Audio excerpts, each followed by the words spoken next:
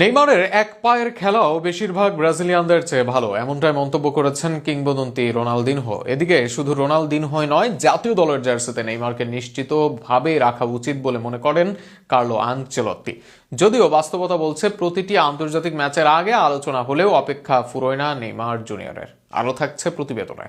Brazil জাতীয় দলে নেইমারকে না রাখা নিয়ে নতুন করে বিতর্কের সৃষ্টি হয়েছে। কোচ আনচেলত্তির এর সিদ্ধান্তের অসন্তোষ প্রকাশ করেছেন দেশটির কিংবদন্তি ফুটবলার রোনালদিনহো এবং অভিজ্ঞ ডিফেন্ডার থিয়াগো সিলভা। বিশ্বকাপের আগে এমন সিদ্ধান্ত ব্রাজিল ফুটবলে বড় আলোচনার জন্ম দিয়েছে।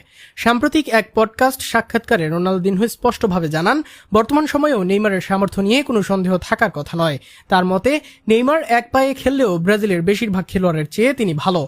তিনি আরও বলেন, বর্তমান ব্রাজিল দলের খেলায় আগের মতো সৃজনশীলতা ও আকর্ষণ খুঁজে পাওয়া যায় না, আর সেই শূন্যতা পূরণ করতে পারেন একমাত্র নেইমার। তাই বিশ্বকাপের মতো বড় মঞ্চে তাকে দলে রাখা অত্যন্ত জরুরি বলে মনে করেন তিনি। এদিকে নেইমারের পক্ষে কথা বলেছেন থিয়াগো সিলভাও। সাবেক এই অধিনায়কের মতে, ফিটনেস ঠিক থাকলে নেইমারের জাতীয় দলে জায়গা পাওয়া নিয়ে কোনো প্রশ্ন ওঠে না। তিনি বলেন, নেইমার এখনও প্রতিপক্ষের জন্য বড় হুমকি। তার অভিজ্ঞতা, দক্ষতা ও ম্যাচের গতি বদলে দেওয়ার মতো ক্ষমতা ব্রাজিলের জন্য অত্যন্ত গুরুত্বপূর্ণ। সমালোচকদের উদ্দেশ্যে সিলভা জানান, নেইমার যথাযথভাবে নিজেকে প্রস্তুত করেছেন এবং বড় মঞ্চে অবদান রাখার সামর্থ্য তার এখনও আছে। 2026 বিশ্বকাপে নেইমারের ক্যারিয়ারের শেষ অধ্যায় হিসেবে বিবেচনা করা হচ্ছে। তবে সময় যত এগোচ্ছে ততই তার দলে জায়গা পাওয়া নিয়ে অনিশ্চয়তা বাড়ছে। কোচ আনচেলত্তির পরিকল্পনায় তিনি থাকবেন কিনা সেটি এখন সবচেয়ে বড় প্রশ্ন হয়ে দাঁড়িয়েছে।